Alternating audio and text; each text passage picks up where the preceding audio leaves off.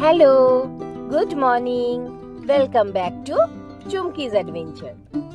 আজকে তোমাদের সাথে শেয়ার করতে এসেছি মা ঠাকুমার হাতের খাসির লাল ঝোল। রবিবারের দুপুরে এইরকম একটা খাসির লাল ঝোল হলে খাওয়া দাওয়া একেবারে জমজমাটি। চলো তাহলে দেখে নি এই খাসির লাল ঝোল বানাতে আমাদের কি কি ইনগ্রেডিয়েন্টস লাগছে। এই রেসিপিটা বানাতে প্রথমেই আমি নিয়েছি 1 কিলো খাসির মাংস, সঙ্গে নিয়েছি টক দই, আদা রসুন কাঁচা লঙ্কা বাটা, নুন হলুদ কাশ্মীরি রেড মির্চ আর গোলমরিচ গুঁড়ো। প্রথমেই মাংসটাকে ম্যারিনেট করে নিলাম। ম্যারিনেট করার জন্য এর মধ্যে দিলাম হলুদ গুঁড়ো, কাশ্মীরি রেড মির্চ গুঁড়ো, গোলমরিচ গুঁড়ো, আদা রসুন কাঁচা লঙ্কার পেস্টটা, 1 বাটি টক দই আর সর্ষের তেল। এখানে কিন্তু আমি মাংসে এখনো নুন দিইনি। পরিষ্কার হাতে সবকিছুকে ভালোভাবে মাংসের সাথে মাখিয়ে নেব। মাংসটাকে ম্যারিনেট করতে রেখে দিয়েছি প্রায় 1 ঘন্টা। এরপর একটা প্যানের মধ্যে 4 চামচ সর্ষের তেলকে ভালো করে গরম করে নিয়ে তার মধ্যে দিয়ে দিয়েছি নুন, হলুদ আর কাশ্মীরি রেড মির্চ। একটু নাড়িয়ে তেলের টেম্পারেচারটা কম করে এর মধ্যে দিয়ে দেব আলুগুলো। আলুগুলোকে ভালোভাবে তেলের মধ্যে ভেজে নিয়ে লাল লাল রং হয়ে এলে আলুগুলোকে তুলে রাখবো। ওই একই তেলের মধ্যে দিয়ে দিলাম 1 চামচ চিনি, সুন্দর রং আসার জন্য। আর দিলাম তেজপাতা আর গোটা গরম মশলা।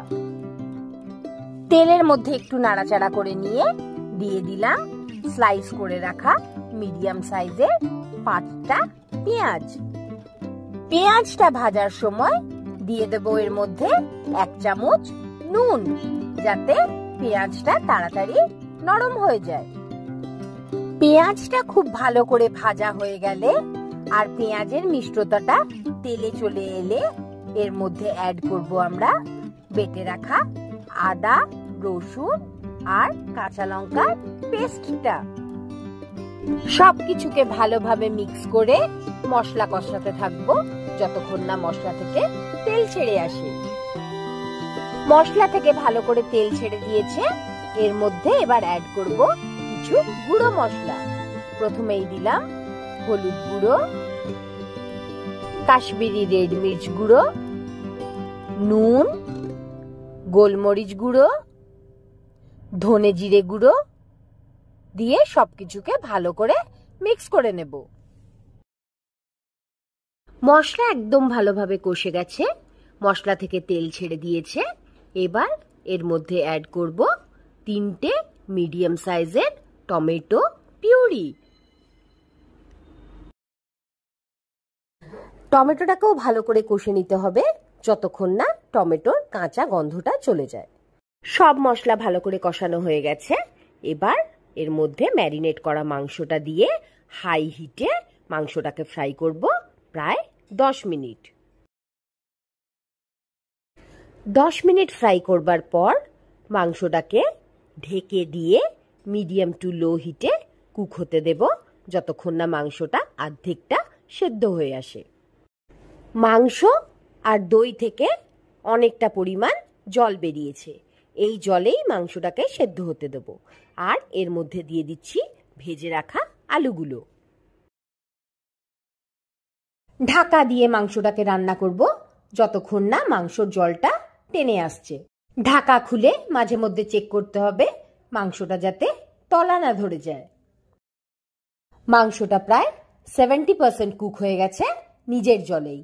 এবার ঝোলের পরিমাণ মতো মাংসতে অ্যাড করতে হবে গরম জল। একটু নাড়িয়ে নিয়ে ঢাকা দিয়ে বাকি 30% মাংসটাকে এবার সেদ্ধ করে নিতে হবে। ঝোল ফুটতে শুরু করেছে। ঢাকা খুলে চেক করে নিলাম মাংসটা পুরোটা সেদ্ধ হয়েছে কিনা। মাটনটা একদম পারফেক্টলি কুক হয়ে গেছে। নামাবার আগে অ্যাড করলাম হাফ চামচ গরম মশলা গুঁড়ো।